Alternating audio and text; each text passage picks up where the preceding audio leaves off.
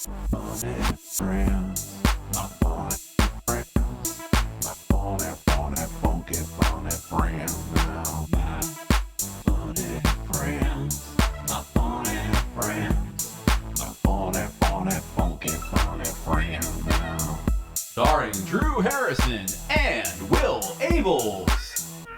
Hey, we're back for another episode of My Funny Friends. I am one half of your host duo, Mr. Drew Harrison, and I am joined by my lovely sidekick, my lovely co-host. There we go. My lovely co-host. It's already been said. Mr. Will Abeles. Thanks. Guess what? Thanks It's going to get cut out, so I don't even look like a bad guy. No, you're going to keep it. You're going to keep it. I'm going to cut it out. You're not even going to know it. By the end of the year, people are going to know Drew Harrison, nice guy. Not so much. It's only when the bright lights of this podcast go on, man. It's just me. It's a me problem. I just get going and going. Like, I think, like, I always wanted to be a pro wrestler growing up. So, like, I would, like, practice these promos and everything. And you would get to where you would say just ridiculous stuff, you know, because you get going and your adrenaline would go. And, like, next thing you know, you're 7 talking about ripping the doors off the hinges. And you're like, what was that? So I'm sorry. I don't like the person I become when I try to cut a promo. Okay. Okay. So we'll just hire someone to write them for us with all the money that we have. Hey, we hit our first couple of advertisements. We're sitting at 6 cents, my friend. Hey, so don't give up hope yet. You hear that, Dad? I told you to believe in me. Yep. Making that Anchor money.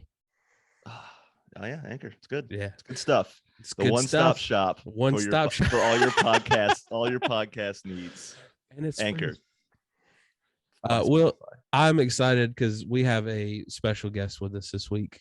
I got to see her perform in one half of her comedy music duo, the Reformed Tours and Cape Fear Comedy Festival, and love what they're doing on stage. And I can't wait to hear her comedy story. But we have Marie Cecile Anderson. Marie, how you doing? So great. I love this threesome, y'all. Yeah. Great. We try to keep it awkward. That's our motto. Oh, good. Yeah. Let's keep it awkward. The more awkward, the better. Yeah. Yeah. We're 2022. Yeah. Everything's awkward now. This is just where we're at in the world. You know, we're just everything's on fire. So let's just, let's make the guest as literally in East Tennessee. Yeah, I saw that. Oh my goodness. Yeah. Those houses. Dolly's okay though. So that's we must really protect her at all costs. I know. I was about to say that, but you said it first. I say, yeah. I'll take all that matters. It's all that matters. I would love for Will to get canceled because he said nothing matters but Dolly Parton. That would be fantastic. Someone somewhere's like, okay, I finally got something on him. I finally got him. Well, we always like to start out with where are you originally from, and where did you, and is that where you started comedy? Well, I am from originally actually Stuart, Florida. And when I was 1 year old, I know, Florida, but she's Florida, man. Watch out. Exactly. But when I was 1 year old, we moved to Nashville, Tennessee. So I am originally from Nashville. I grew up here, and I would say that I did start comedy in Nashville because I was a hellion at church. Like I was raised in a Presbyterian church here in town. I do not practice Christianity anymore. I'm so sorry, Mother, but that's a whole other podcast. She is strictly Scientology now. Don't worry. That's right. I love Will Smith. I always thought Reformed Tours I thought you guys were doing the Bible Belt and like doing the whole church tour. That's what I always just. We love doing the church tour because we can sneak our message in to those people, which I'll get into. I like this. I love it. At church, I just realized like if I said the nastiest, naughtiest thing, I would get the biggest laughs of my life. And that became, and I was a public school kid. I went to Overton. Like I loved all my schools here in Nashville, but I went to a church with like a lot of private school kids and a little bit more refined, I guess. I don't know. I felt like I was like more street smart than them. And so like I was telling them and teaching them things that maybe they never heard of before. I love it. Like what a hand job was, you know, and just like getting a rise out of people. And that just stuck with me. And I started Nashville Children's Theater when I was 5 years old here in town. So like I had the acting bug. Yeah. My first role was a piece of seaweed in The Little Mermaid. Nice. And I just did this and I was like, I love seaweed. acting. I loved it. As 5 years old, I was like, what is this? And so I was lucky enough to continue doing like acting camps and things, but not lucky enough for my mother to like actually take me to auditions and stuff. I like begged and begged, but I have two other sisters and they had soccer practice and basketball. It's hard and like to split that time up. Yeah.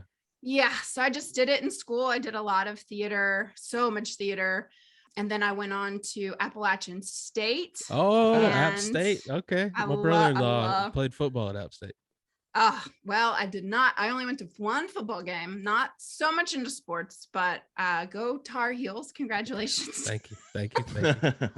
I'm about to be nervous again in a couple hours. Yeah. This is your distraction for the hour. Yeah. My wife is a Kansas fan. They keep playing. This is where I don't know how sports work. One more game tonight. So it was billed as the biggest college basketball game of all time, UNC and Duke, but it was actually for a shot at the championship game. So now they're playing Kansas. I thought they won already. God, in our hearts, we already did. It's okay. Yeah. Okay, that's good. My brother-in-law went to Chapel Hill, and he was in Chapel Hill the other night. I saw the pictures. I was there for the last two championships. I think I'll sit this one out. I'm too old now to be jumping over. I had to jump over a fire last time. You know, like I'm not trying to live that life anymore. You know, like I'm in a lot of pain today because I threw my back out sleeping last night. So I've been gingerly walking around the house. It's great. I was gonna say I would pay to see you jump over a fire now. I can't do it, bro. Cannot do it. Just be like, I guess I'm just on fire. Yeah, like just push me into it. This is how on fire now. Yep. Well, so I didn't play sports. I focused all on arts. And so at App State, my parents wouldn't let me major in performance, which I'm actually very grateful. Because I think a theater degree is like a crock of it's a crock of shit. Can I cuss? I don't know. Yeah.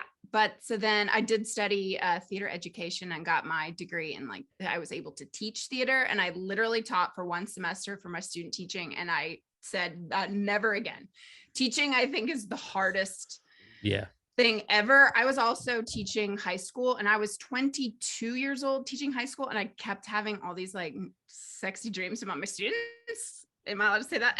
I was like, they were like 2 years younger than me. Anyway, it was this whole thing. Anyway, I shouldn't be a teacher. There would be major problems.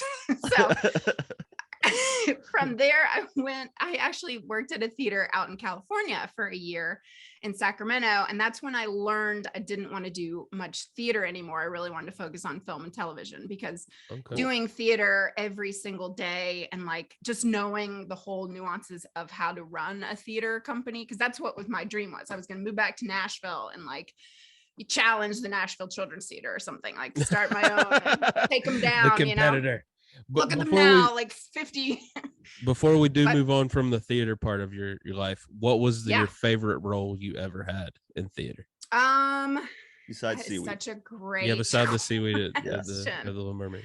Well, that is such a good question. I was May in Cat on a Hot Tin Roof, and that was a really good lesson because I wanted Maggie so bad. It was ridiculous. Like for a whole summer, I read pretty much every Tennessee Williams play, ready for the audition at Appalachian State, and was like, I'm going to get Maggie. And like, it was ridiculous. Like totally, I was in it to win it, and I didn't get it. I got the sister-in-law part, which just fueled the character even more, because I like hated the girl that got Maggie.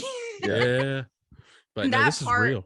Yeah, I was like, didn't really take much acting. But it was just a good lesson, I think. But it was also the first time I really learned, I think, as a young actor, that like taking the truth of the situation and just applying it makes it not that hard to be an actor if you're really feeling it. So I just have those I learned to use it. Yeah. Like I used my feelings. Yeah. and college theater is totally different than New York theater, which I'll get to. But so yeah, I moved out to California and was an intern, apprentice, whatever. I made $91.17 a week. I had no support from my parents. Yeah, my Good parents. thing, Like, California's not that expensive. Yeah. It's like known for being so cheap. Yeah. Yes, right. So poor, but like love theater that much that I wanted to do that. So after a year, I was like, I want to quit theater. Yeah. I'm doing film, baby. And so that's where the money is. Yeah, that's where all the money is. And from there, instead, everyone was like, don't go to LA. Don't go to LA, learn the craft, go to New York. So I actually moved back to Nashville for a couple months to save up to move to New York. And I started doing, I guess that's maybe when I first started doing more comedy. I always did comedy, like I was really good at comedy for plays and stuff. Like I got cast as like the dramatic role, but then also like always the comedic relief, but always like the old woman comedic relief. Like always. All right. Like you would think maybe I would get the ingenue. I have never been cast as an ingenue. I am always like the nosy fat neighbor, or like, sorry, not to fat shame, but it's the parts I get, the bigger ladies. So I obviously know what the word means. Yes. But for our listeners at home and me, clearly I know. Well, I was like, is that a Shakespeare role? That sounds Shakespeare. What the word ingenue? An ingenue. Ingenue. It's usually See, like you didn't Juliet. even know the word. I don't know the word. We'll try to chime in like he does. Like I obviously know, but I knew how far I could take the lie, and then I got to the end of it. Was like, shit, what was the word? Oh my God, I love it. Oh, Well, that's you're obviously not a fantastic. theater kid, which is very good because I was, great. but I was a theater kid in Hagerstown, Maryland. But also played sports, so I didn't. I wasn't the same kind of. You weren't the ingenue. You weren't Juliet. You weren't ingenue material either, bro. I was Mercutio once though. Oh, have you ever done Shakespeare here? That's what I would love to get into Nashville Shakespeare. I grew up going to see Shakespeare in the Park here. No, I haven't been to a play yet here, but I have been wanting to see the Drunk Shakespeare. Show Yeah. I've heard that's amazing. We used to do that. I would, Anyway, then so I moved back to Nashville. I did some improv in town. That was awful. And then I moved to New York. I think I was like 23. I don't know. I was so lucky because so many of my friends from California had moved to New York. A lot of my theater friends from App State had moved to New York. So I had a really great, strong network. That's awesome. New York could be a lonely place. So that's good. You had people. Yeah. And day 4 in the big city, I got a job waitressing tables at Pulio's Italian restaurant, 45th and between 8th and Broadway. Never waited tables before. Lied on my resume, got the job. It was a disaster. Yeah. But that's what I knew that actors like waited tables. So I got a waiting tables job, and I was lucky to get an agent, a really terrible agent, pretty quickly, I guess. And then I just started auditioning and just like pounding the pavement to like, make it big. And it was so hard. It was just hard to like make ends meet.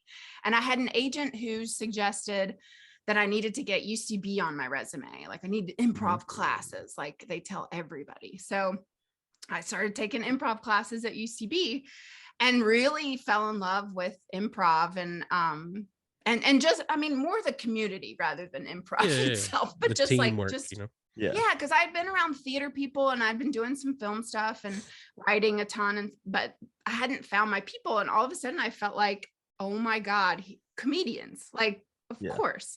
I grew up, very traditional family. My parents are still together, Christian, whatever, but I got shit to work out. And I felt like that it was a perfect place for it.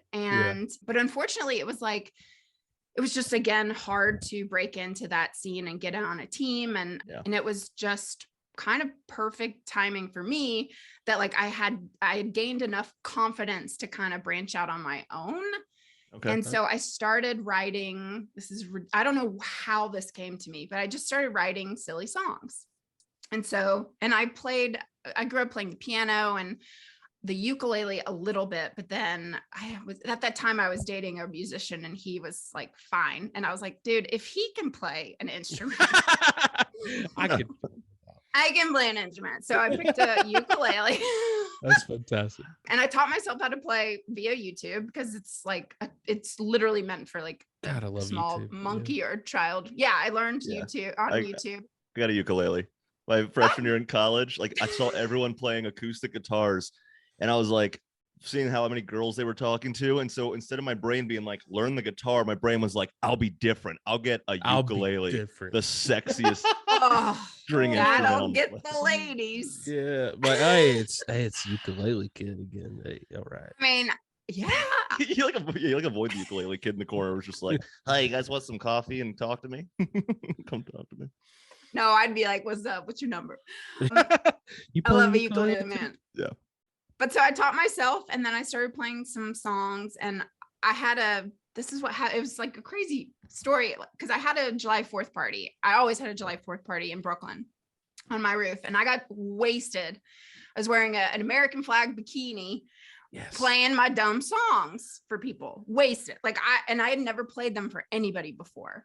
And I was actually like, thank God I was drunk, because I don't think I would have never done it. And my friend who was a comic was there, and she was like, that is hysterical. It booked me a week later to open for her at the People's Improv Theater. So all of a sudden, my first set was 30 minutes. I had to do 30 minutes of material. I had 6 dumb, like terrible songs, like absolutely. Like one was about like my boyfriend, the skater, and how he couldn't ride a skateboard. And I don't know what else, birth control. I sang about birth control and hand jobs and, little things like that. And the show went great. It was like 30 minutes. And I had like all my waitressing friends there. So they were very supportive. Yeah. And it felt great. But then I was like, well, what now? And then I'm not kidding. 2 weeks later, I went to a party in Brooklyn, and I'm sitting at this like appetizer table. This girl had this acquaintance, a friend, I don't know I don't talk to her anymore, but anyway, it was her birthday, and she hired a person she met in the subway to play the guitar in the corner of this party, and she had like fancy hors d'oeuvres, and I was like, what is happening at this party? It was the weirdest party. And this girl was across the room, and she looked cool, and it was like, hey, what's up? Who are you? We ended up talking the whole night, and that's Katie Frame. And that was like, we just totally hit it off. We just had met at like the same time. We both had been actors. We're both like pounding the pavement, not really getting too many big places. Like I had booked, a couple small things and done like a lot of off Broadway. But when I met her, her too, like she was just like barely getting by. And she had studied music. Like she went to Barnard and was a classically trained vocalist. And I'm just like, I learned how to sing harmony through church and choir and stuff. Right. So when we started working, I would like literally was like, do you want to be in my band? That's fantastic. I was like, okay. And she came over the next week and she started singing, and I was like, oh my God. Because she just has such a beautiful voice, and I started playing songs that I had written. She came back the next week, had written her first song, that she, and so we just didn't know what we were doing, but we had fun. We were together and we were having fun, and we just slowly started booking shows in New York. And every show we did, because our very first show, this is was with Cecile and Nicole Byard. Oh, cool. Wow. Jesus. That we were all like coming up together. So they did improv, and we played some songs and stuff. And then from that show, we got booked, and we were just playing little shows all over town. And then we did the New York Comedy Festival. We got an agent from that.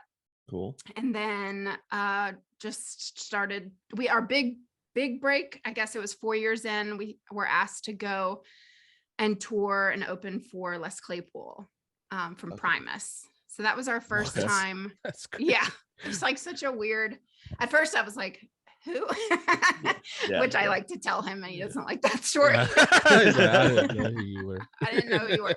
But he wrote the South Park theme song, and like he's from Primus and stuff. But Okay. so our music really meshed well with what he was doing at the time, because he was doing Les Claypool's Duo de Twang. So he was playing his Primus songs twanged up, like very country.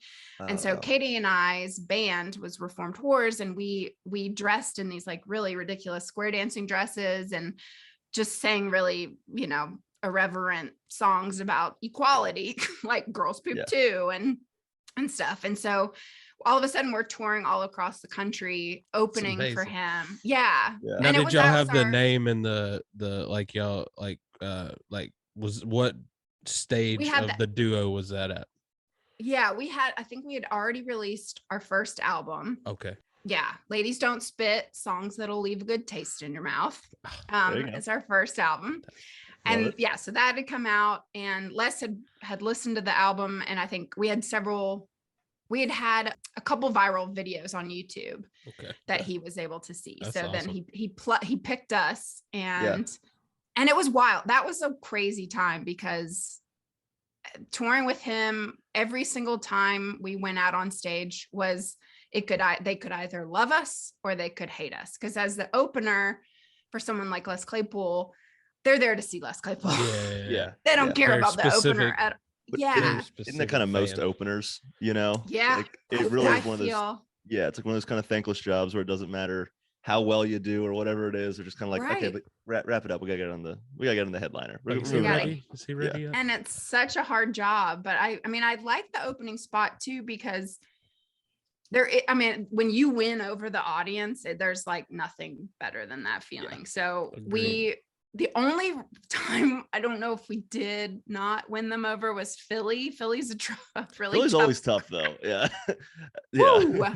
And our show also like didn't start until 11 o'clock. So like everyone was wasted. Oh, so God. That was I remember it was like a good show, but we were nervous they were going to start throwing bottles, because sometimes his fans like throw bottles on stage. I mean, it was this whole thing. Can we get the chicken wire set up, please? Like, yeah. So from there. So about what time frame? About what year was that around? Like when was that? Gosh, 2008. Okay. I think 9, 10. What years? No, no, we didn't start in the band till 2010 or 9. I have no idea. We've been a band 13 years. So yeah, so that would have been not that time. Okay. What's math? I don't know. So like 2013, give or take. That feels right. Were like 4 years. 2000. Yeah. Okay. 2013 or so. Okay. Nice. Yeah. So that went on we toured with them off and on for like 2 years. And then we got to open up for some other bands, but like men, like all like male, which was fine. It was great. But like, it was such an interesting, that's where it started having like, we felt like our management and agents weren't really listening to us, and like didn't really understand what our goals were with the band, which is really hard. Like you have to find representation that actually get the vision, the message you're trying to get out. Yeah, because I do think that there are some people that just want to be famous, which that's great for them. Yeah, we just really wanted to like spread the gospel of the horse, which really, if you really lean close and listen to what we're singing, it simply is equality. Like we just meant women can be as sexual as men. And like, we don't, slut shaming, like all that stuff. Like we really wanted to talk about that type of stuff and make it funny.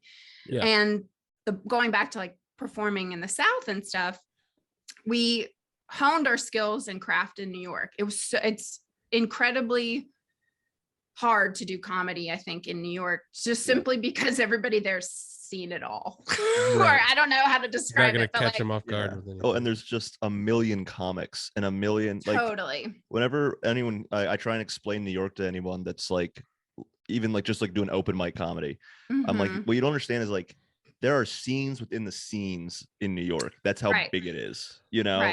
Like I don't like there's like certain parts of New York like I never even performed in, like certain neighborhoods and like not that I didn't want to. It was just never got there. They had their own scene going on. They didn't need me there, It's crazy. Yeah. Yeah. It's all, I mean, we were like, when we first started the band, we were like, we're not going to Staten Island. It's like, nope, you go to Staten Island. Yeah. You get the gig and they pay enough. Yeah. New Jersey was the same thing. We were like, oh man. But yeah, I mean, we performed all over New York, and because we're music, we were also able to perform these really large music venues too, which was So cool. fantastic. And then from there, let's see, our craziest stories, we performed Sturgis Motorcycle Rally 2 years in a row. Wow. And that was like, we were in a meeting with our managers and agents and stuff, and like brainstorming like what to do with our, like, because I think they didn't know what to do with us too, because as a country Western comedy band, there was no blueprint. Like such, yeah. So we really were like throwing pasta up against the wall. We were in development of, we had several television developments going with people, and those all fell through. That's always fun. Yeah, feels so good after years of working on your dream. I feel like unfortunately that's just a problem with Southern acts in general. You know, I hear so many Southern comics that, you know, are simple Southern stories fun for agents, and then they actually develop a TV show, and then they're like, nah, never mind. Yeah, I don't know if they think it's just so niche for like that specific group, but I think it's like I think it's universal. Same, you know. I mean, and also like, so we went to Sturgis, we got to perform there, we got to open for, so Sturgis is the largest motorcycle rally in the world, but it's also the largest motorcycle music festival. So we performed 3 times a day, like all over it's the Buffalo Chip campgrounds is where we were at. Okay. And so we did our show, and they pull up their motorcycles and you play for them, and they don't laugh. They just rev their engines. It's such a weird thing. Oh my God. Jesus. So this is like, you're like ahead of the curve with the drive-in shows for 2020. Oh yeah. No, we were honking. Yeah. We had done that. Didn't want to go back. It's almost like you would have welcomed the honking. Yeah. That's crazy. We got to open for Leonard Skinner at the motorcycle rally. It was so crazy. That was like 20,000 people or something. It was crazy. And then the biggest thing that I think that we peaked and it's been downhill ever since, but we got to open for Weird Al. Oh, that's amazing. And the coolest part was that he watched us, and after our set, he told us how great we did, and it was like, okay, well, we're retired now. We don't care like about anything else. Oh, that's so cool. That is I would love to see the short list of crossovers of how many people have opened for Leonard Skinner and Weird Al. I know. Oh, that's pretty damn impressive. Yeah. And that, I mean, that's the Sturgis Motorcycle Rally for you, because they had such a wide range of musicians performing, and randomly they had Weird Al, and I think he too was like, I don't know what I'm doing here. Knowing him, I was hoping he'd pull up on like a big wheel that he like pedaled up on or something like that. Nope, he had his own Weird Al bus that was weird. No one was allowed on. We tried. No, I was kidding. Well, once you get to that level, you're like, I don't want to be around anybody. Yeah. And there we filmed a web series. Like our second year, it was great because we knew the campgrounds and we knew some characters, like some of the people we knew who were returning. So we wrote a script specifically to film there as a choose your own adventure type series. But then we got a cease and desist order from the choose your own adventure people because we were marketing it as a choose your own adventure. And they're like, you can't say that. I didn't know they had the stronghold on that saying. I didn't either. So everyone should check out our web series. It's a Pick Our Fate. Hey, there we go. There we go. And then from there we went to Edinburgh. We did our full show there for every day for it's 30 days. I don't know. And anyone's talked about that festival. It's just been like, you can't describe it. It's just yeah. You do your same show for 30 days. Mm-hmm.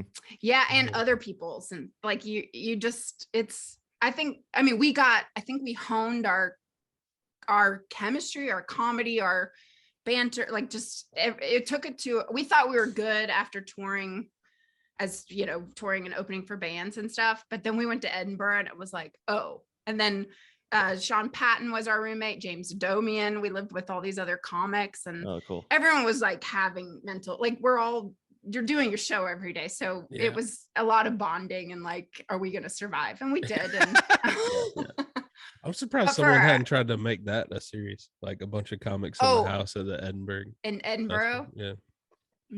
maybe we should go back. Do like a real world type house. I don't know. I'm just Yeah. And then after Edinburgh, I mean, I'm just going to get real. I think that like we were so burnt out just as a duo, and that was at year 10 together. Yeah. Okay. And so we did what everybody would do. I guess we stopped kind of doing, became really picky with what shows we did, and we started a podcast, which is like, oh, great. Yeah. So we have a show, Difficult Women podcast is our podcast. Nice. And we've been doing that for about 3 years. And Well, that was nice then- probably going into that already have that chemistry, you know. Totally. Yeah. And knowing like exactly what we wanted to talk about. I mean, our very first episode was just our experience with being called difficult women. That's the that's what ended up happening with our agents and managers and stuff, is that towards the end, we're still very close with this one agent, but some other managers, agents told us that we were too difficult to work Because you were being more selective with the shows you wanted to do. Is that where they were getting the difference? Well, literally they would suggest a comic and we'd be like, they hate women. Like it just wouldn't work. Like Right. it sets them up for failure too. Yeah. Like it just doesn't. And It's just so I don't know. Yeah. There are bad matches, you know, like Yeah. I don't feel like some people put enough thought into, you know, opening acts and the whole show, you know. Right. And I think what happens is like, it's like who they have on their roster already, who needs an opener. And then they just go within their agency to find people. They get the dartboard out and they put everyone's faces up on the wall and they close their eyes and they just throw the dart. And like, I guess this very, very dirty comic is now going to open for this clean comic. You know? That's what it certainly felt like. And then when we voiced our opinion about it, we were told we were too difficult. So it was a little bit of a bummer, not gonna lie. But when our agents broke up with us, we were on tour with Dweezil Zappa.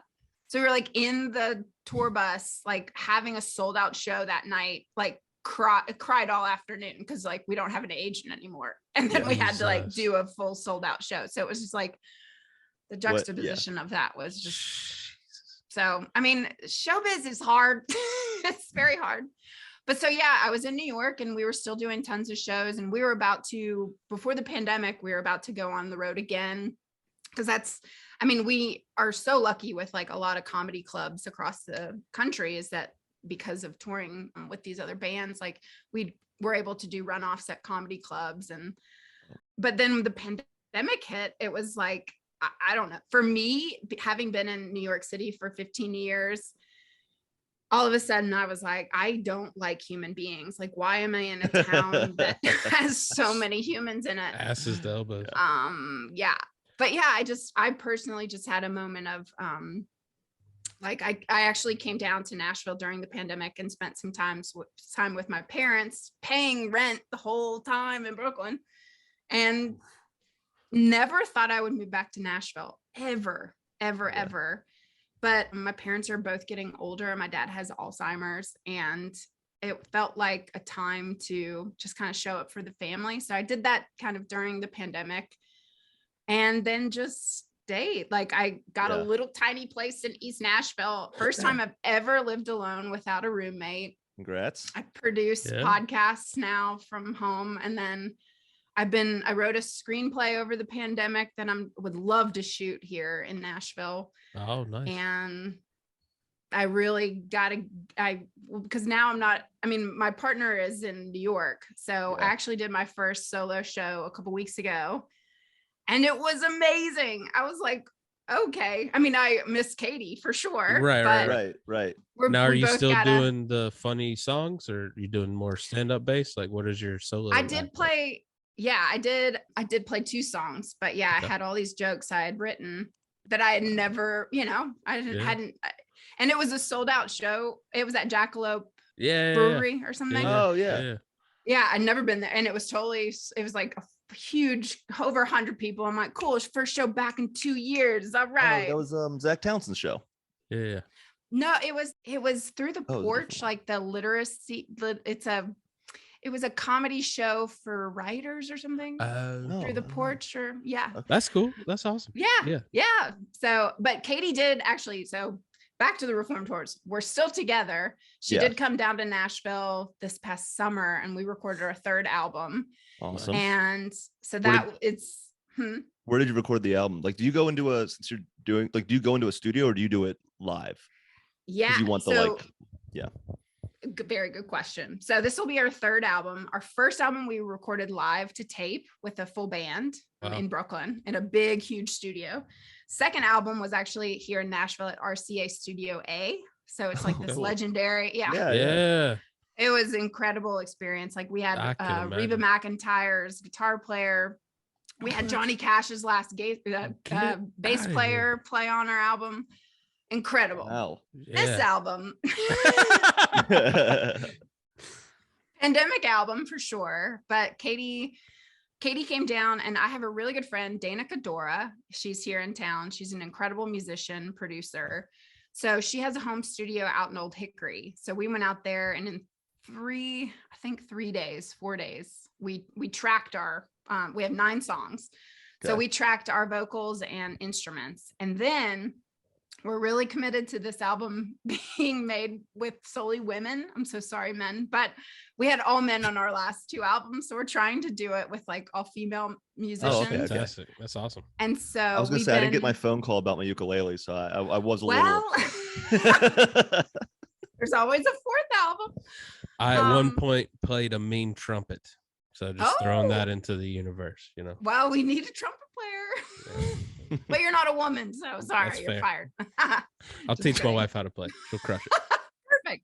Laura probably would crush it. She would. Yeah. We've been able to pass around this album, like, so because of the pandemic, we sent the files to another musician, and they recorded it in their home studio, and then passed it on to another person in there. So right now it's all being mixed in LA, and hopefully it sounds incredible. And so it'll be that's awesome.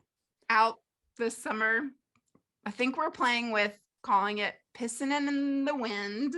Yes. Songs that'll make you wet. I don't know. My mom hates the title. It works. You really sold it with the facial expression. You really made me believe it there. Yeah.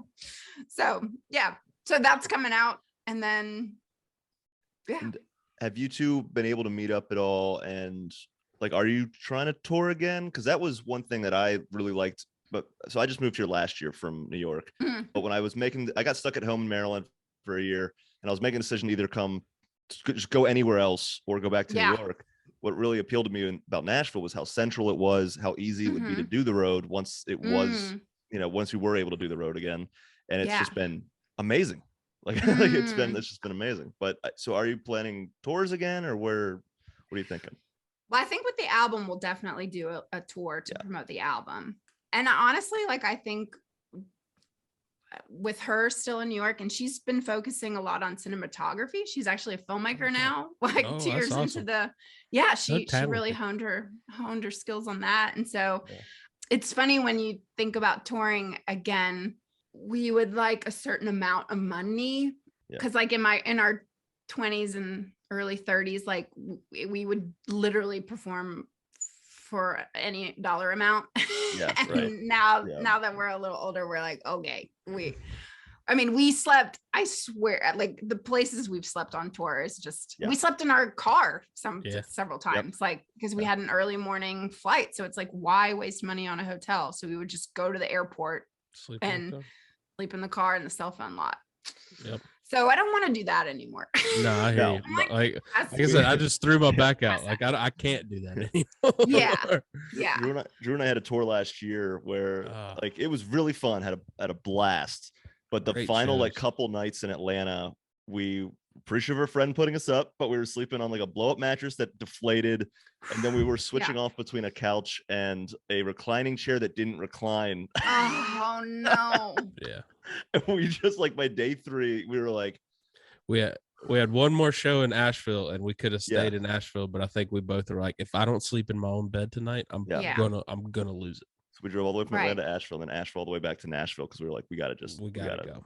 Yeah. Yeah. Couldn't do it. I mean, I'm too old for this. it's exciting to see. So, Will, I saw you perform. Was it at the copper the branch? copper yeah, the something Copper like that. Branch Copper show. Branch. Okay. Yeah. So, because like I have not been in the comedy scene in Nashville. Like my only comedy friend is Dusty Slay. Yeah. And so He's like, doing okay. yeah, he's fine. He's hanging in there. He's doing okay. Yeah. He used to open for us way back in Charleston days. He's awesome. incredible. So I do feel like I'm like dipping my toes in my hometown, but it's just a little weird I don't know. I was very lucky. I do have an agent here, and she's been sending me out on tons of auditions. Like I was telling my New York friends that I think I've had more auditions in Nashville than New York. Then Wow. at Awesome. least like, yeah. So things come through town, and you also Yeah. get considered for Atlanta. Yeah. Yeah. So I've been auditioning and like getting callbacks for big movies and things all of a sudden. That's Whereas like awesome. in New York, I would get these terrible commercial auditions where I would like have to get somebody to cover my shift, go in to just like take a sip from a straw, like right. for a lot of those commercial. I'm like, I studied acting, but Yeah. they don't care. Yeah. A lot of people don't realize how many different things are in Atlanta now. Like, because AMC's there, Mhm. and Marvel almost does, not exclusively, obviously. Marvel's all over the world, but they do a ton of stuff in Atlanta. So there's a lot of Adult opportunity. Swim. Adult Yeah. Swim, Their, Adult Swim. their tax Turner. incentives are up for reevaluation. So we'll see how Atlanta acting. Mm. I say that as a Wilmington resident because Wilmington's trying to pull it back. Wilmington used to be Hollywood East in Atlanta. Oh, I remember. Wilmington's trying to. Oh yeah. We should drive "It's down ours." to Wilmington to try to. This is gonna age me, but we drove down to Wilmington to watch them film Dawson's Creek. Oh yeah. When I went to App State, like my freshman year or whatever, I was like, we have to go see Casey. I was there for a little bit during the One Tree Hill. I missed the Dawson Creek ones, but I was there for some of the One Tree Hill stuff. With Karen's Cafe was up, and yeah, one of my best friends booked that show, and we never talked to her again because they wrote her in. She became super famous. She ditched all her friends. She's like, I don't like that show. It's fair. Showbiz, kids. Showbiz. You lose friends. Yeah, you lose friends. No, it's great. Well, Yeah, cool. But I like Nashville so far. So good. Yeah, and it's been, the last year and a half were very up and down, but I think it's starting to hit its stride a little bit again, and a lot of shows are really great. A lot of indie shows are coming back, and there's a lot of like, at least for me, it's been kind of nice. Is there's a lot of open micers just asking a lot of questions and kind of asking the right questions. They're not just like, oh, how do I get famous? Like you'll just hear people say that. They'll just be like, hey, like, when do you think I can submit a 7-minute set to be considered for a spot? Stuff like that. We're like, great. And then they're also like trying to learn how to produce as well. So there's a lot of like young guys trying to make new shows, and it's great because it just makes the scene bigger and bigger. And yeah, it's cool. It's been really fun to watch. Yeah, I think that's what I actually would like to do, is start producing a monthly show and have it music and comedy. So awesome. Yeah, stay tuned. I'll book y'all. If only Nashville was better at music. If only. Yeah, if only there were more musicians in Nashville. That's what I've been saying. Oh God, yeah, exactly. More ingenues. Did you say it right? Did you even say it right? Ingenues? There you go. My mom is. I'm not even exaggerating. My mom is going to listen to this and then call me and be like, "Are you the dumbest?" No, it honestly is a word that only if you were like a super nerdy theater kid you would know. So I feel like you're better for it that you don't know that term. Right. My only run in with plays is church plays. Like you had to be part of the yearly Christmas play, and then that turned into our youth group did sketches. That's how you got into comedy? That's how I got into like performing. Wow. I played a lot of Jesus. We had one sketch. I might have talked about this on the podcast before, but we had this one sketch timed perfectly to Total Eclipse of the Heart. Oh my God. And it played out that this poor young teenage girl was going through temptation. We had these cards with like teen pregnancy and like drugs, and then Jesus, moi, would come in and shield her from all that. Oh, It's just the layers with you. Yeah. It's just every week. It's just That's peeling why I back crack up. something. If you ever see me and that song comes on anywhere, I will crack up. Like I can't hold it in because we had to rehearse to that song so much. oh my gosh. Well, how long have you been in Nashville? I moved at the end of 2019. Okay.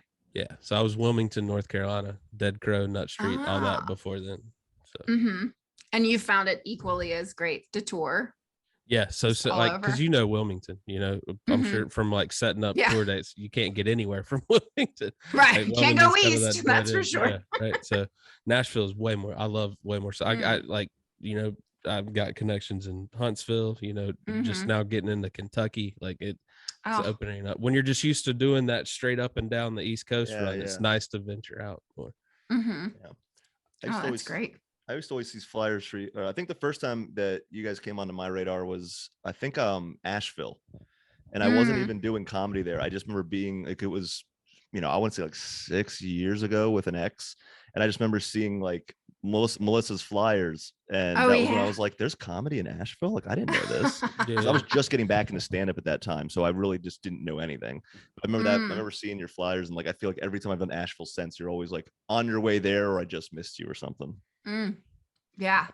I just remember you'd come down to Dead Crow once a year, and I would just be like, "You guys are just there's nothing else like this," It's like, it was great. It was. So I grew up listening to country music, so I was like, "You guys got this country." Yeah. Well, this third also album got a message about it, like this third album. It sounds so like we kind of like play with the country, like super country, like 1990s country on it. That's my favorite. Okay. That's my favorite. And then the songs are like maybe the raunchiest we've ever done, because it literally was like, I think our single is gonna be, it's called Fuck It Bucket List.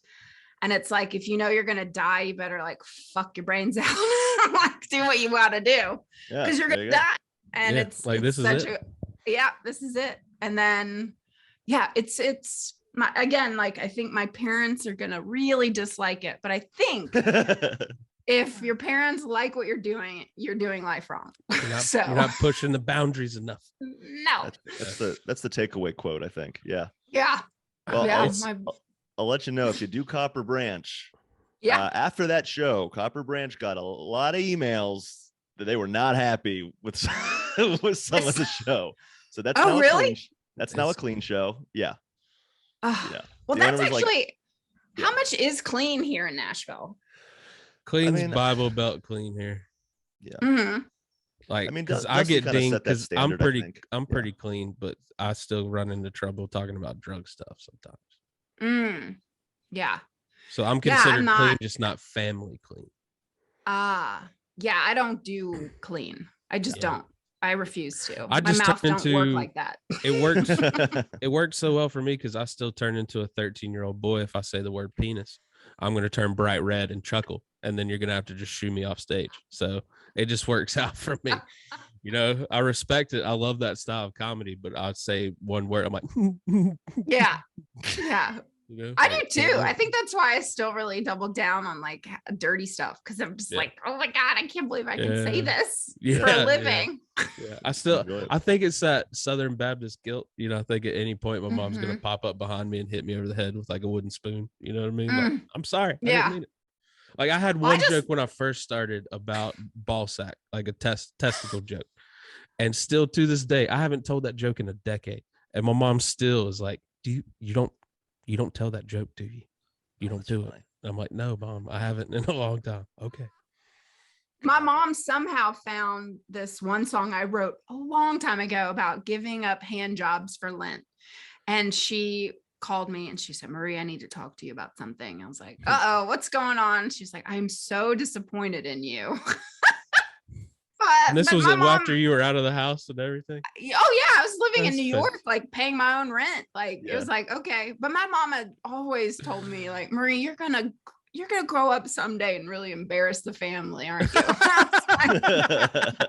Like, yes, thank you, Mom. Yeah. It's only an embarrassment if you let it happen, That's like, true. You just go with it and accept what I'm doing.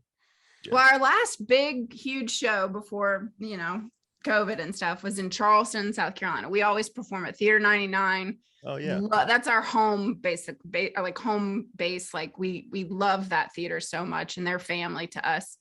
And we did the Charleston Comedy Festival. It was in January before COVID, and it was sold out. It was like 300 people. My parents came down, and they don't come see us often, but they came to that show.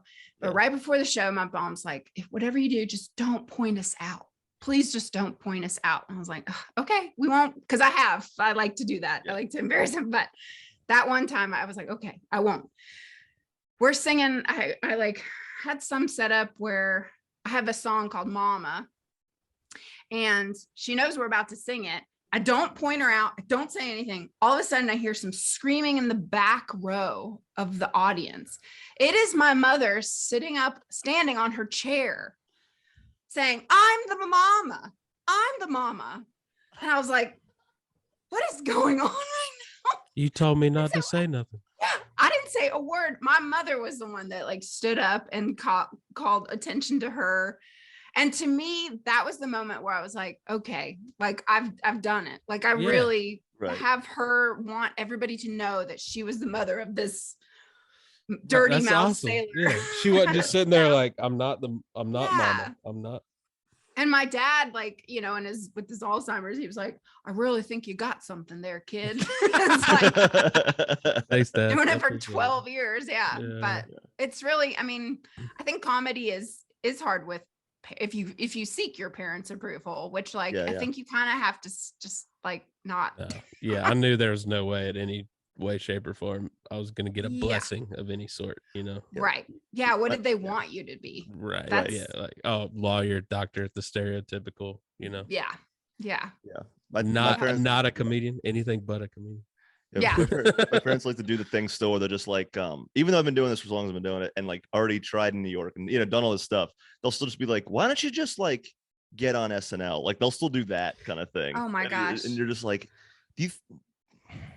like 10 years ago, you could have said that and I would be like, you know what? You don't understand. Now I'm like, come on. Like, right. You know, you get it. You didn't sign up for the email. That's all you had to do, you know? Yeah, it's an info@snl.com. You just email info@snl.com. Give it your avails. See how they I have a question, because male comics do this to us and to me. I get DMs all the time of like, hey, have you ever thought about having a comedy special? Comedy Central special? So, men random dudes think they can just jump in and be your manager. That's what through our years of being a band, so many men think, hey, like, have you thought about having a comedy TV special? Are these audience members or these comics? Or have you thought about reaching out to Showtime? I mean, both. But so a lot of times, like, not comics, like just fans, like, and they mean well, but it's like, it's amazing to me that like, I love talking to my male comic friends and like, it's just different. It's just very different. But like the fact that happens a lot. No, I have not once. I've never thought about that. Like outside of my family being like, why don't you just get an agent? I'm like, okay. Yeah. It's just hop on that. I've never thought about that before. I get the occasional DM, but it's usually from gay men. And it just nothing makes me feel better. I have a few like I always get that's how I got to find out. There was a very long string where I had a little bit of success on the internet. And that's when I got to find out what a bear in the community is. Oh yes. So I got are you a bear? I got some inbox messages. I got some messages for sure. I've kept them off because whenever I need a nice little ego boost, I like to look at them. I'm like, I love that. I made a little money during the pandemic from some fans. I'm not gonna lie about it. No transition with that whatsoever. Just like, I've made money. That. Don't ask me how I made it though. They started OnlyFans during the pandemic. Not to say like what happened. Not even. No, I would love to do an OnlyFans. Oh my god, I'd have to pay people. I think I just wish I do wish men's feet were in a little bit more demand. You know what I mean? Because I feel like I have pretty feet. I'm sure they are. I don't have very nice feet, so I don't know if I got beautiful feet. You know, just waiting for the right photographer to come take me away. That's what comics need, another side hustle. Right. That's what it's so funny. We're going through school right now. I'm going to visual communication school. So, like, oh, wow. I'm trying to produce podcasts and things like that, create content. And right now they're like, do you want to work for someone or do you want to promote yourself? I was like, I want to do anything but promote myself in another avenue. Like, I don't know. Thank you. Yeah. I want to work for someone. I want to separate work and comedy. Like, no, thank you. Yep. Get in, get out. Yeah. Like, try to sell myself. Like, do you need a graphic designer? Well, what about a comedian? Do you book things? Right. Do you do shows? Right. But and Will, you're a florist? Is that what I heard? On the show? He is. No? He is the florist in Nashville. No. So, I started. So I was just like doing like DoorDash and that kind of stuff last year, and then at some point was not being strict enough about like doing DoorDash. So I was just living off of my savings, and then one day I was like, oh, I'm out of money. Like it's gone. It's all gone. So a friend of mine was working, she does like part-time for them, just does like deliveries and stuff. So I started doing that part-time. And then eventually I was like, I could do this full-time until like I started hitting the road again. Cause I'm kind of off the road a little bit right now. So yeah, I just do like deliveries, and then we get to, because we're trying to be responsible, we compost the flowers instead of just throwing them out. Oh, so nice. at the end of the week, if there's leftover flowers, we get to pick out what we want. We take them home, and then I try and make an arrangement to make, I don't know if I have, I just threw all mine out because they were dying. But then I try and make an arrangement, and I tag, and this is like this is like the best florist in Nashville. She's incredible. And so I always tag her, and I'm just waiting for her to be like, can you not put my name on that? Because at first they like kind of thought it was funny. They're like, oh, the new comedian. Like, and then like some of them were horrendous looking. Like one legit looked like Donatello the Ninja Turtle. Because I don't know. I just was like throwing. That sounds awesome to me. I don't know why you're trying to not sell that. They were like, cool. Like a tag, and they're like, that's cool, Will. Oh my God. Well, that sounds like a great job. Great little side hustle. It's fun. Yeah, it's a nice little thing. Oh, I love everyone I work with. They come and support shows, but I will be happy when I don't have to do it anymore. Because I haven't had like a strict 9 to 5 in like 5 years. And so I'm like getting off work and be like, oh, now I'll make that flyer, or now I'll book that. And I'm like, I'm so tired. So yep. Life. Yeah. Oh yeah. Yeah. If you ever you want a little flower hookup? Oh, good to know. I'll take the I'll take the trashy ones, the ones at the end of the week. Well, that's what's crazy is like, since there's such a upscale flower shop, the ones at the end of the week are just gorgeous. Beautiful. Oh my God. Yeah, I'm sure. And like I didn't even realize how expensive flowers were. So like I'll be making like an arrangement at my house, and I'm like, this is more than what I made this weekend. Like, I mean, this arrangement is worth more than what I made this week. It's crazy. You go to a wedding and you're like, oh my God, they all the flowers. Yeah, I'm a candle girl. I'm gonna do candles if I ever get married. Just save the money. It's a nice aesthetic too, Someone just spent $80,000 on flowers alone. It was here in Nashville. Jesus. Yeah. Wow. The recent wedding, and I just was like, God. I couldn't fathom it. I was like, I don't even know what. But the pressure of delivering that $80,000 delivery of flowers, a lot of pressure. There was a lot of pressure on me. That's why everyone's like, get into wedding photography and videography. I was like, dealing with the brides and groom's family. Yeah. Nah. So luckily, I don't have to do that. I just show up. I say hi to the people that need it. Drop the flowers off to them. They do their magic. Yeah. And I walk off into the sunset. Can't do it. I hear you. That's awesome. That's good. Have you ever thought about having a Comedy Central special? We all should get off of here and get on the phone with HBO is what we all need to do. Okay. Just do a little ring-a-ding. Yeah. I deliver flowers. I'm just saying I could talk about it for half an hour if you want. If you want. Well, Marie, thank you so much for doing this. What do you have coming up that you would like to talk about? Well, one thing I didn't mention, I had a single come out a couple months ago, just my solo song called Over It. It's a pandemic song, so it kind of is not relevant anymore because I don't want to think about it at the pandemic, but it's it's like get vaccinated type of song. So that's on Spotify and it's called Over It. And for one day, I beat Bo Burnham on the iTunes comedy chart. There you go. Good. It was like the most exciting day because it was my first, because I've been releasing music with Katie for 13 years or so. Yeah. So this was my first single. And it's a comedy song, obviously. But yeah, I couldn't believe that. Well, that's awesome. I mean, you just text enough friends to be like, hey, listen or download or whatever. Right. You can get it to the top of the chart. I mean, that's what's kind of exciting, that independent artists can still somewhat get up there. But it was only for a day. But so that's out. And then for that day, no one could tell you nothing. Yeah. Yeah. But Reformed Whores, our third album, Pissing in the Wind. It makes me giggle. Is coming out very soon. Our first single will be out very soon. I have to go to New York and do all that, like film and do I don't know. It's a lot.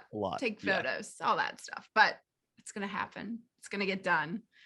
And in the meantime, I'm gonna be bopping around, seeing some shows and getting up there and doing some comedy. So I'll be seeing y'all on the town. I love it. All right. Well, I'm excited to run into you.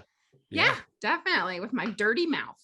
But not a copper branch. Not a copper branch. No, apparently not. I think I could write vegan jokes. That sounds terrible. Nope. Well, where can they find you on the internets? Well, my handle is Marie Merica, and I don't tweet much, but it's the Marie Merica. And my website, mariececileanderson.com, has all the videos. Reformed Whores is across the board. We are on, we don't tweet anymore either. Yeah. Trying to get into TikTok, I don't know what TikTok is, but all the above. But yeah, just stay tuned for that album, because that's the biggest thing that we're working on. And That's Difficult awesome. Women podcast also. Yes. Check that out. Yes. Awesome. Thank you. We appreciate you. That was a great story. I love hearing the origin stories of everyone.